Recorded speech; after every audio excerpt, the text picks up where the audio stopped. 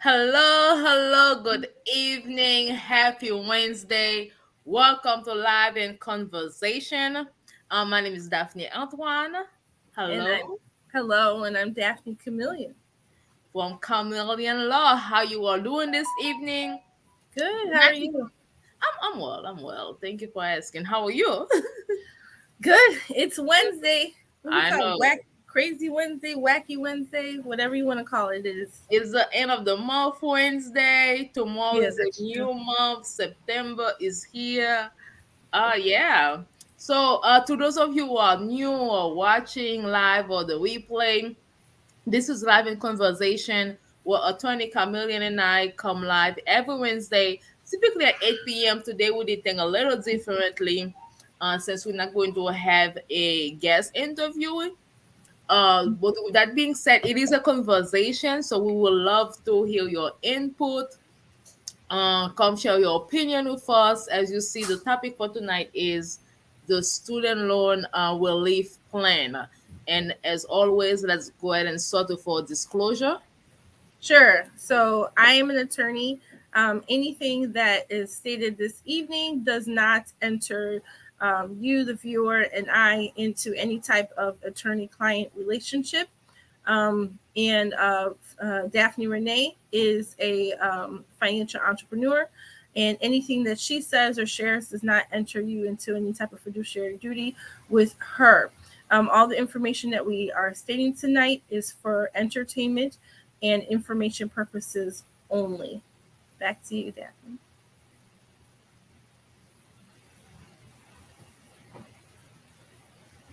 Back to you, Daphne. You're on mute. That's why I can hear you. Thank you for sharing that. So yeah, this is informational purpose only. And again, come on, share the conversation, comment, let us know your thoughts. And as always, Attorney Chameleon will share current immigration news with us.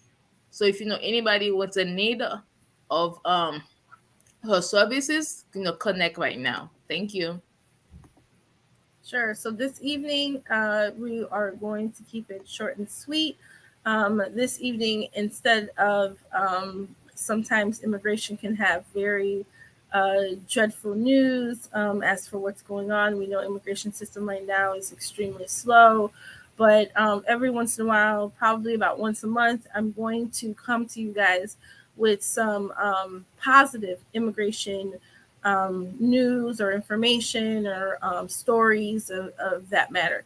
So this evening, I'm just going to talk to you a little bit about the immigrant impact on some of our favorite pastimes or things that we like to eat. So this is what I found on, you know, a website talked about some of the immigrants. Let me see if I can pull it up. Some of the immigrants' contributions. Of course, there are many contributions. The United States is made up of so many people who've brought so many wonderful things to the United States. But the I'm going to share with you a couple of things, four things tonight. Three of them happen to be food. And so the first one is the donuts. I did not know. So, you guys, if you have other information or we can combat this, but my research shows me that the donut was brought to us by someone named Adolf Levitt. And he was a Russian immigrant, and he brought the donut to us in the 1920s, circled around that time. Um, so he was bringing us, I guess he created some type of donut machine that made donuts in perfect donuts, circled donuts in at I guess some really quick pace, which was different than what was done before. But they're crediting him with bringing us the donut, and he is a Russian immigrant. His name is Adolf Levitt. Hamburger. So lots and lots of people know the United States as the place of hamburgers, hot dogs. What's America's favorite pastime? It's really controversial of where the hamburger came from, but most people agree that it came from Germany. and that immigrants brought the hamburger to the United States. Sometime German immigrants brought the hamburger to the United States during the 19th century. Another food, we're on a food kick tonight, is something very interesting. So cheese, right? Um, Americans have been making cheese for a long time, but a lot of people are familiar with American cheese, and when we think of American cheese and the brand that's brought us American cheese is Kraft American cheese, right? Lots and lots of people know Kraft American cheese. Well, who came up with Kraft American cheese but a Canadian? So he came from Canada to Chicago, where we're from, and went ahead and brought us Kraft American cheese. Isn't that interesting? The Canadian brought us Kraft American cheese. So, and his name was James Kraft. And another interesting person that brought us the the I was going to say the sport of basketball. Um, his name, a man named Dr. James Naismith, is a person who brought us basketball, right? Which is a huge sport in American culture. And I'm a huge NBA fan. Um, Thanks to, I think, a lot of the efforts that the NBA did, it's now a world sport. It's very popular in a lot of countries. But the U.S., a man by the name of James Naismith, created the game basketball in 1891, and Mr. Naismith was Canadian, but he came to the United States, and he was living in Massachusetts, and he brought us the game of basketball. So that's four little fun facts of immigrant contributions to the U.S. And I think where would we be without donuts? I've never met, I'm sure there's lots of people out there, but I've never really met a person who didn't like donuts.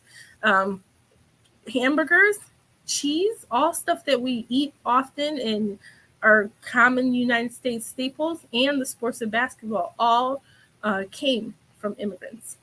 So back to you, Daphnée.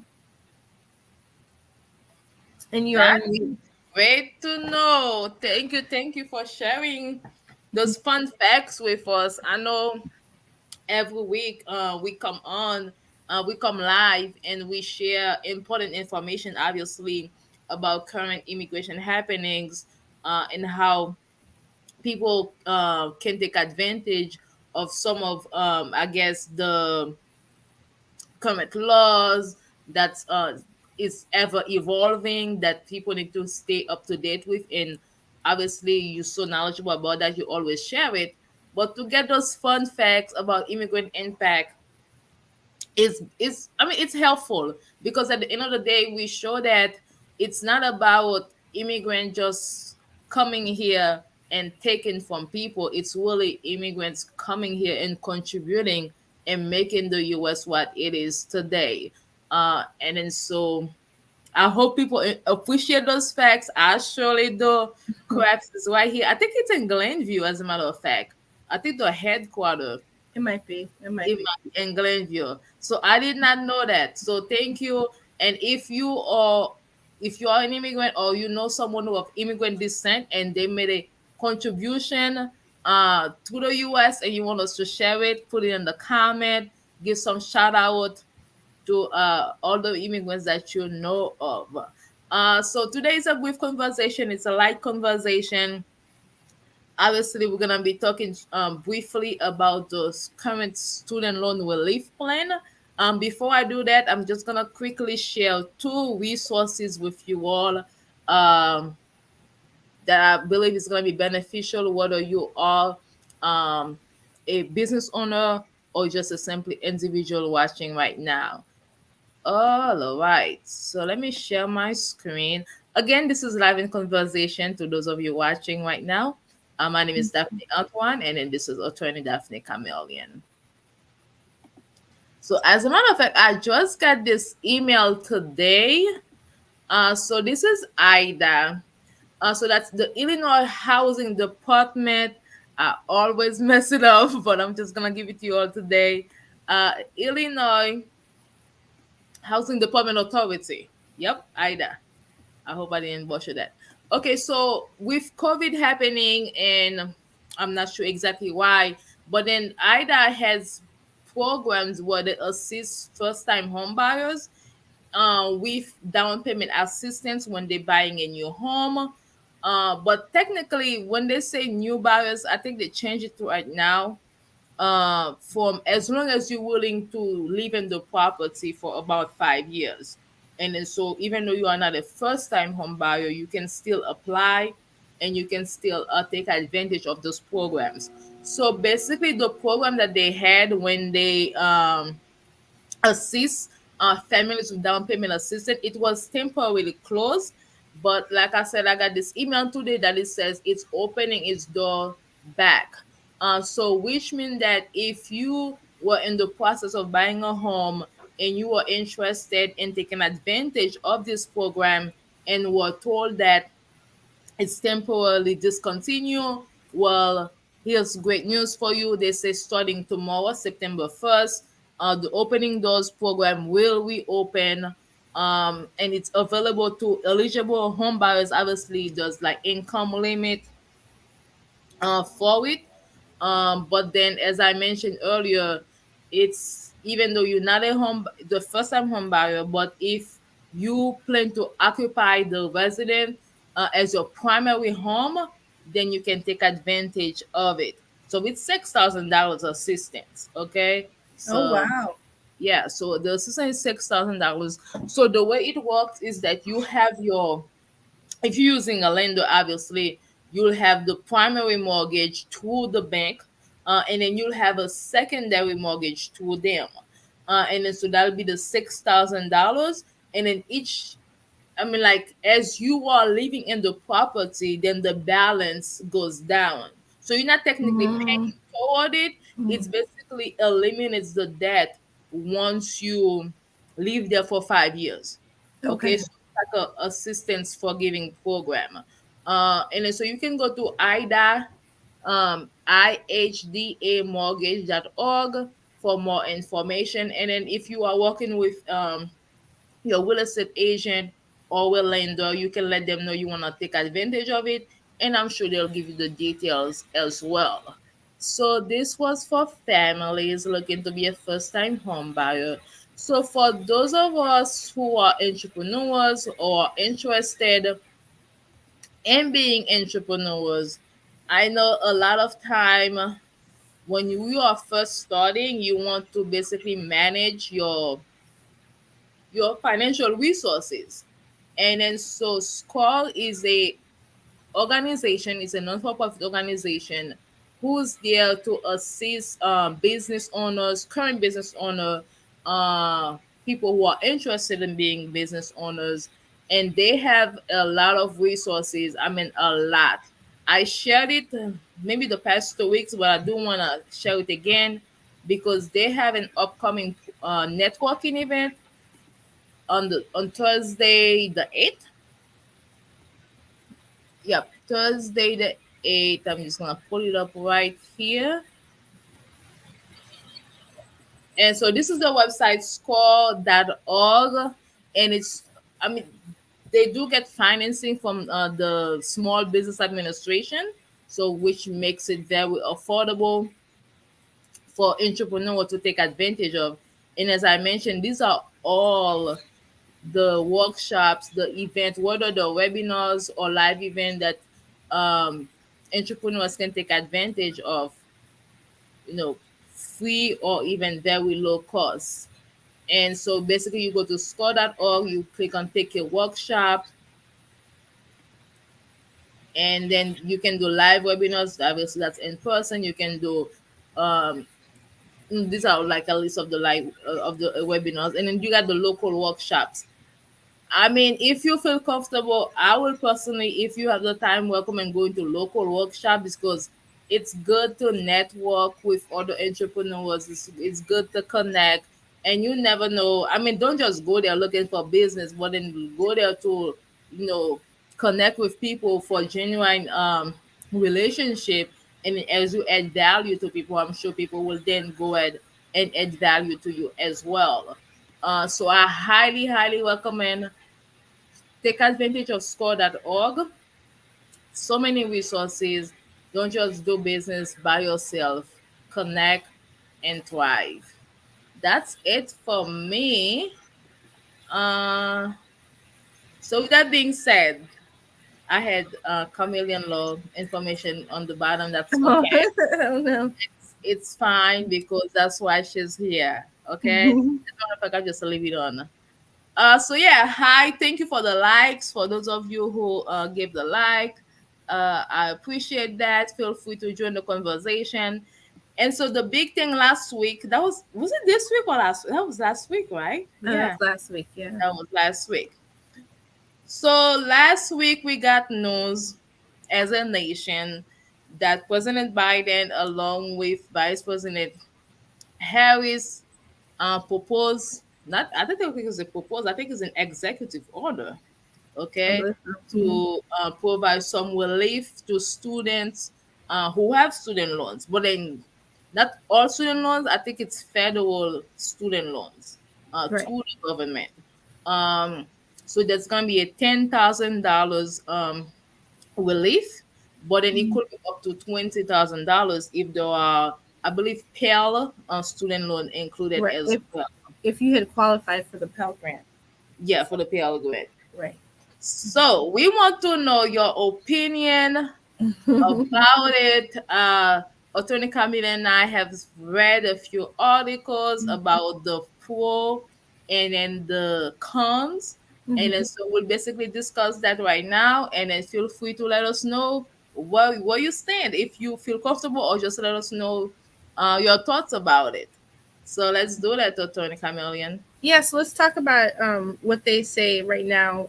It hasn't gone, so it's effective, but it hasn't, like, the guidelines haven't, been released, and we understand that there people are going to have to do an application to see if they qualify.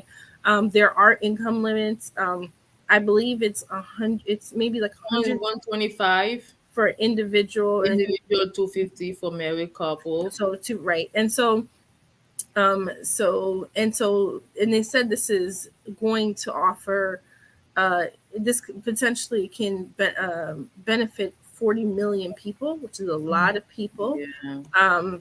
This would offer some relief to those people. um, so I think I'm for it. There's people who there are advocates that say it was a band-aid, and they said that it's not enough. They want full relief of discharge all loans. So that's an argument for it. There's other people that have other reasons why, and we're going to get into that. But one thing I would say this, uh, I think offering it to people is great. I think it is going to give a lot of people relief. My thing that wasn't done, that should be done, is to get to the root of the problem as to why college is so expensive in the first place. College was expensive. I went to undergrad. I'm not going to say how long because you can calculate, but I went to undergrad a long time ago, and it was expensive a long time ago. It's way more expensive now.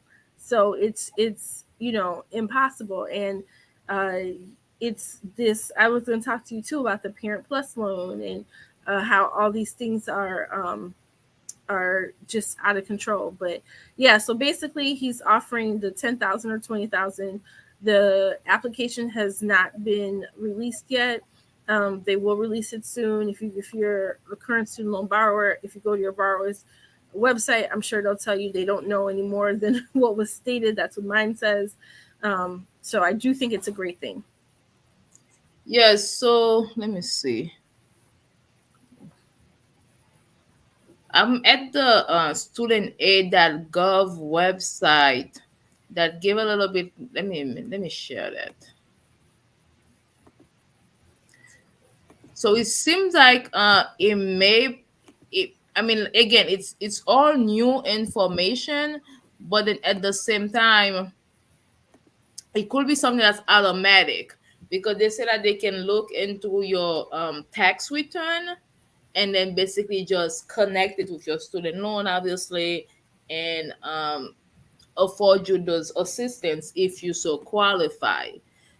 So I think what you are mentioning, Attorney Camillen, it's basically the same thing that President Biden is saying as well. Is that yes, we understand these are debts, this is a loan, but at the same time, college costs soared like 3 times what it used to be, and yet, like, income stays like The even same, lower.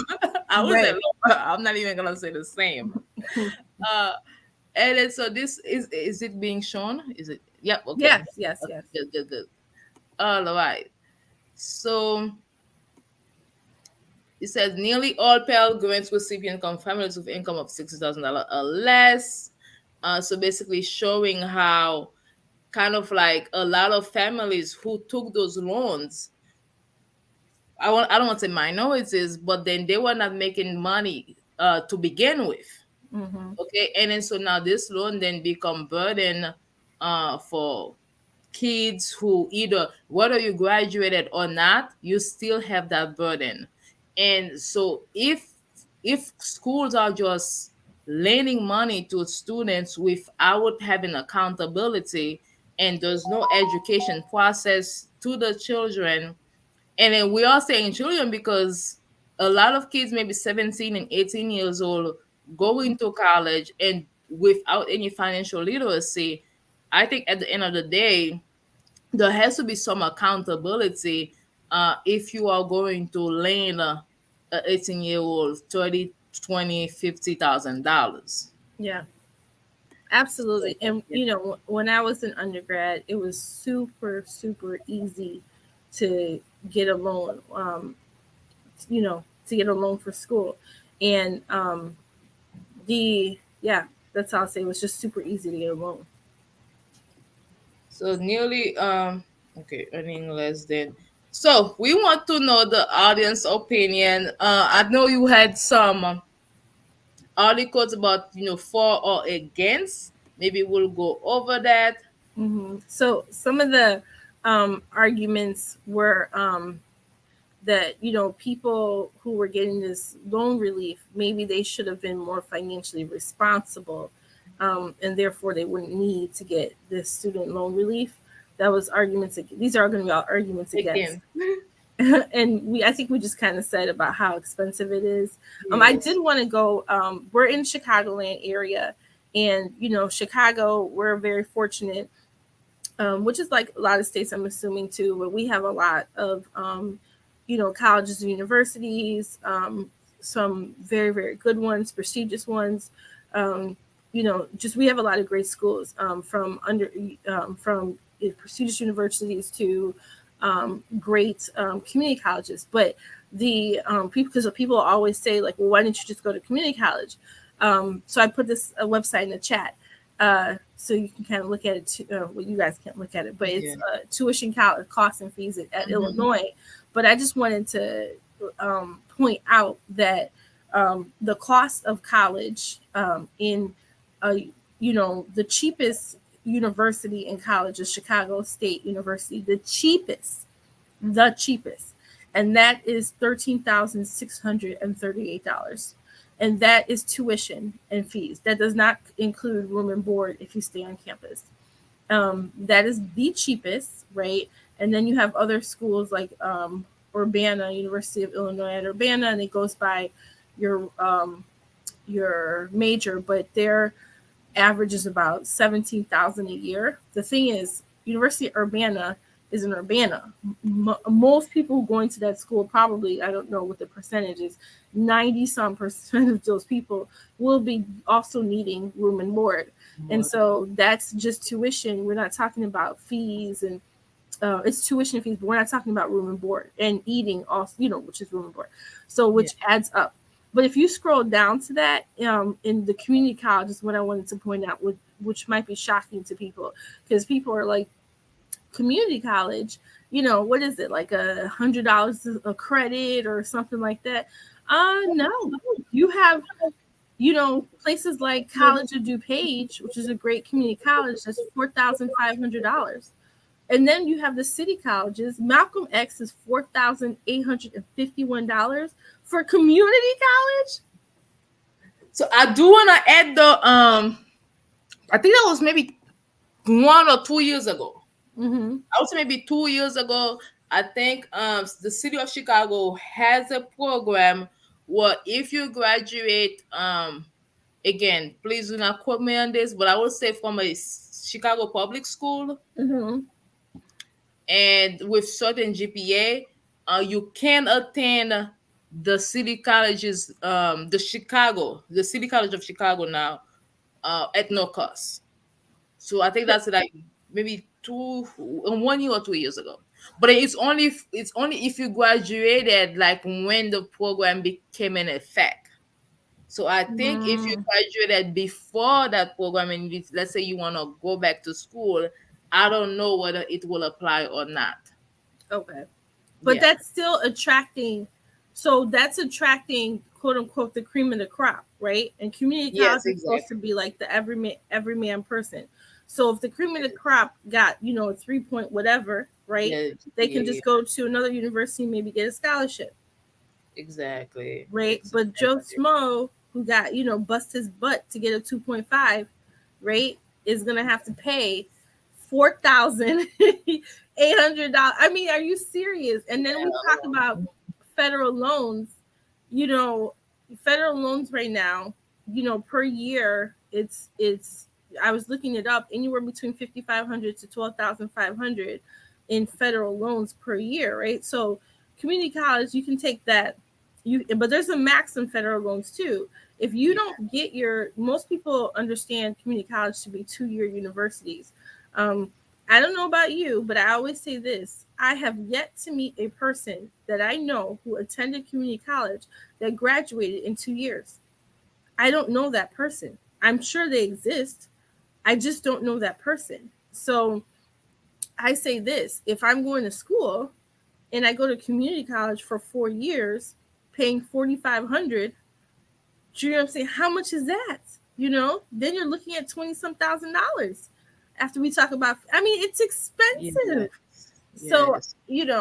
I don't know. I don't know like what the And so is well, the answer is has to be cheaper school. yes, yes, Like like affordable. yeah. So I mean, it's not. I don't think that saddling someone with these. I mean, or even no interest or very. You know what I'm saying? Very. Yes, You know, yes. because these interest payments is what gets people. You take a $10,000 loan, you're going to be paying like 30,000 back, and And people then don't. so, as a matter of fact, because some of the articles that I've read is because of the income payment plan, right?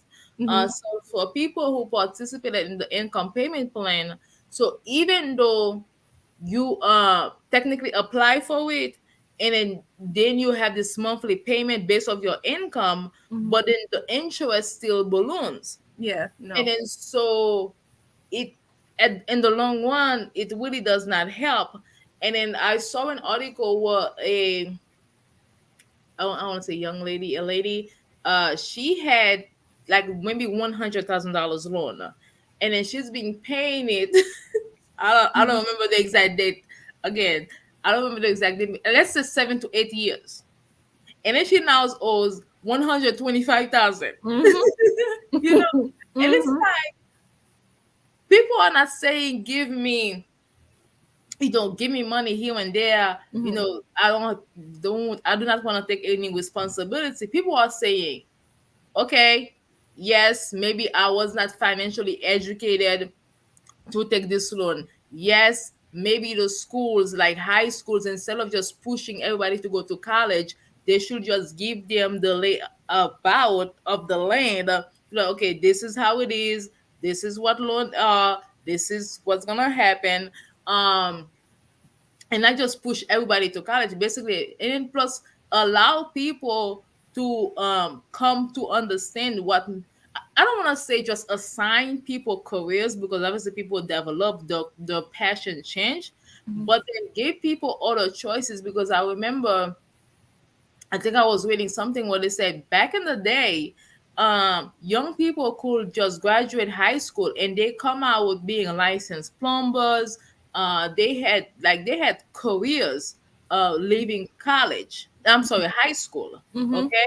And then so all these programs were then taken out of schools, and then now all the were pushing is college, college, college. Um, Let me go back. Because I was talking about the lady with yes. Again, so people are saying yes, I've made mistake. I'm willing to pay this loan, but make it a way that if I've been making payments for 7, 8 years, let my balance go down. Mm-hmm. Like I want to be able to say, give me a way out. Mm-hmm. And it's like uh, I do not take the justice system, the prison system. I'm not taking anybody's experience lightly, and I'm not comparing, loans to being incarcerated. But then, like when somebody's incarcerated, they went to jail, they paid a crime, and then now they go back to society. They cannot get a job. Oh, I heard something. I'm like, I'm going all the way, Daphne. I have something interesting that we have to talk about. Go ahead. Go ahead. I'll bring it And back. this is like a one off. Mm-hmm. So did you know that people are incarcerated, if the state choose to, they can require them to pay for the time being incarcerated, as if like living in a hotel? No, I didn't know that. I was reading that, I was shocked. That's pretty crazy. Yeah, that is pretty crazy because okay, again, I'm back. That's gonna be a different conversation, though, just so you know. Mm-hmm. Yes. So it's like families are saying, yes, if I took this loan, I want to pay for it, but let the income be a because people are asking for master degrees, but then you are asking master degrees but offering $30,000. So there's That a does not match. right. So there's a lot of things that you said that Discrepancies, yes. right. So there's a it so even with the young lady who has $100,000 in loans, it doesn't match, and it's even going back to what you're talking about, the trade.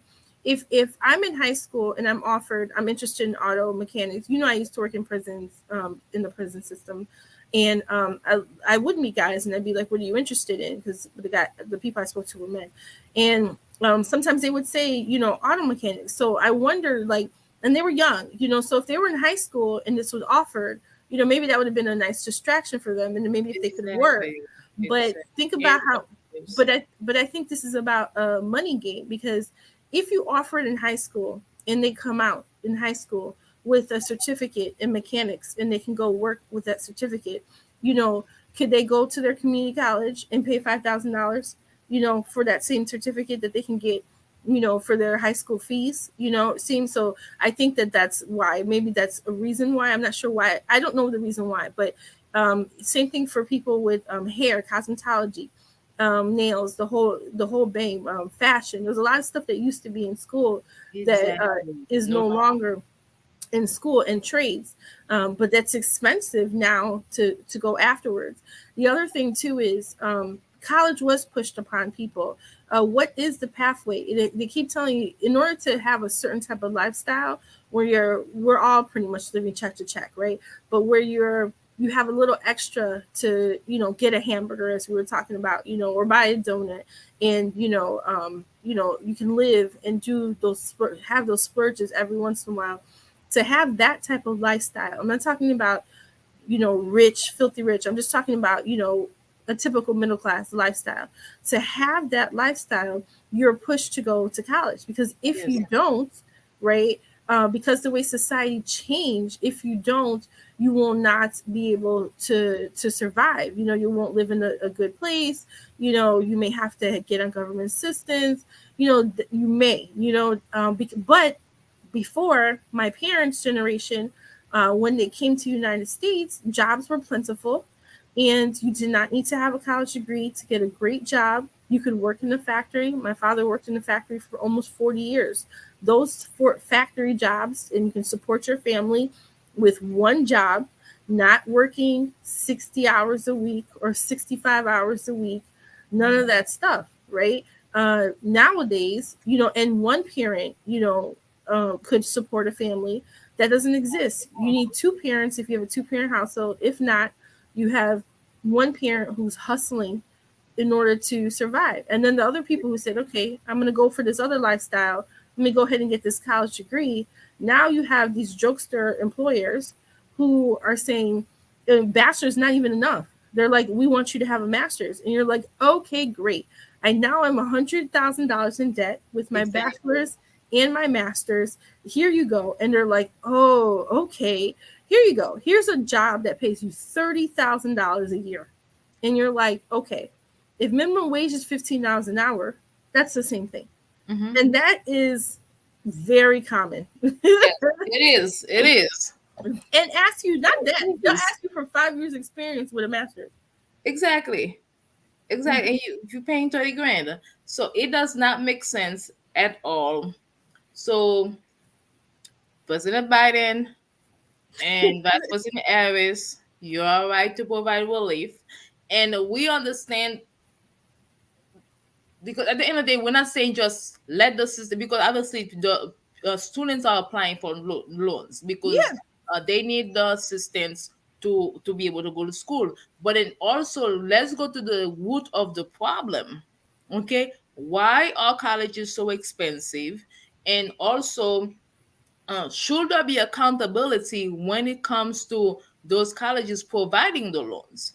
Okay, should they also provide financial education? Should there be programs that not, I don't, because at the end of the day, people are adults, but then to assist new families who's never been to college before, Mhm. to be able to help them to go through the process so that they can actually get the loan, go to school, create a pathway, graduate, and get a career.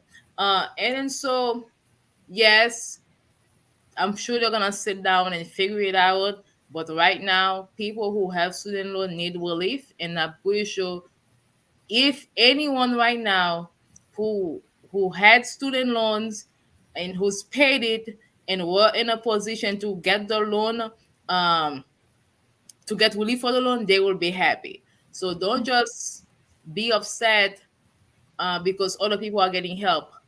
And because at the end of the day, there's so many different ways that uh, I don't want to say a lot of people are getting help, but there are different programs will help other people. This is just one of it, and Well, I would say maybe it's a one-time thing. and I want to ask people, for those of you who, or for people who are in general are just bothered by this, um, I wonder, when all these people, corporations were getting the free PPP loans that are far more Exactly. than $10,000 and $20,000. Just here's a 50 million, not a Yeah, 50,000, 5 million. 100,000, 200, 5 million. No, Exactly. no one cares. And They then don't. these are like, I'm sorry, Attorney Camillen, these are like companies I think who will be able to survive. Mhm. Even the banks, when the banks bail out, remember? Yeah, The mortgage crisis, the bank bailout. Yeah. people And people didn't care. So I just question why so people are so feel so personal about this. But I also think part of it too is there's a not everybody, but I think there is something that they try, like people like degrees versus non-degrees. And I think people feel nowadays people feel some type of way, about, like, so maybe some people who don't have degrees may feel a certain type of way versus people who do have degrees. But I think we shouldn't be combating each other. I think that we should be combating, looking at the system and saying, how come the person who does not have a degree, right, who used to be able to have that good, I go back to the factory job because they had pensions in the factory. You know what I'm saying? They had, regular pay increases. They were able to have houses and cars and extra money and, do everything they needed to do with, and it didn't require a degree. And so now, why have we moved away from that? Just system in general. and like just to make it just to make it personal is because families want to work. Family wants to provide for the children, because at the end of the Absolutely. day, you born your kids, you want to be able to provide for them. Mhm. But it's hard, Right. you Right. know, Right. especially with a lack of affordable daycare. Because who wants to go to work and then just hand your, and then I'm not saying that caregivers should not be compensated, but then it should be a way that, the caregiver definitely get compensated for the service that they're offering, because it is a service. Right. Then there should be a way where families can go to work and still afford affordable, safe childcare. That's true. And then, so if family do not have access to affordable, safe childcare, and then therefore now only one parent can hold a full-time job, and Hmm. as we just mentioned, it's impossible now, depend on the career, for one parent to sustain a household. Hmm. And then, so all of this have to take into consideration as to why a family may need assistance with student loan relief. It Right. all goes back, it's a circle. So everything affects the other. Uh, that's all I gotta say. Anything else you Yeah. want to turn No, Camille? I just wanted to briefly mention, and we could talk about this another day about the parent loans and how they're now having parents, because tuition is so expensive and federal loans, standard federal loans do not qualify. They're having parents take out parent loans, which is insane Yeah. because the parent now owes, it's not the kid that owes, it's the parent. And the interest rate is even higher. And if, whether people know this or not, your social security, so those parents that are like, I'll just get old and they're not going to be able to go after me, they can garnish your social security for your debt. So that's it. That's all I wanted to add, just that part about the parent loans. Back to you, Daphnée.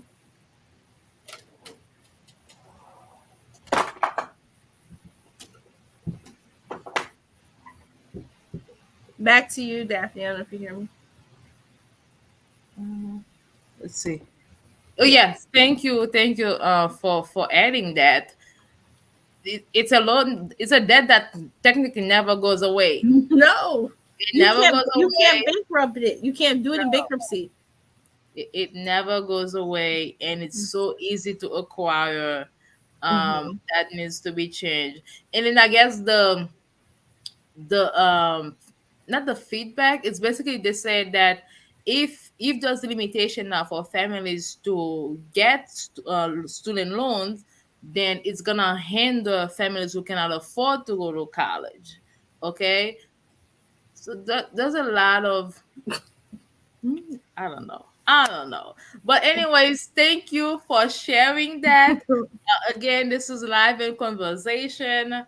Well, Attorney Camille and I come live every Wednesday to share immigration news, information to thrive, and then sometime we will have guest interviews who will share information about the careers, and to share the knowledge with us. And Attorney Chameleon practice mostly immigration law.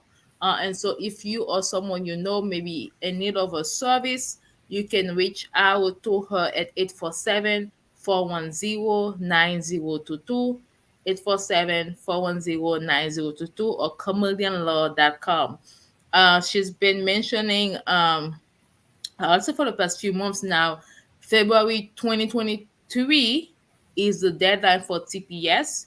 So if you or someone you know For Haitian, for needs, Haitians, for right? Haitians, Mm-hmm. yes, um, of Haitian for Haitians, Mm-hmm. need to get started, go ahead and do it now and reach out to Attorney Chameleon. And as I've mentioned, about the housing program, take advantage. And if you are not in the market right now but may feel like maybe you want to be in the market later this year or next year, I should be a licensed realtor by then. I don't want to mention realtor because I'm not good at it. I should be a licensed real estate agent by then. And then so feel free to reach out to me. I'll let you all know. I'll keep you all posted. That's it for the day. This has been Live and Conversation. See you all next week. Bye for now. Bye.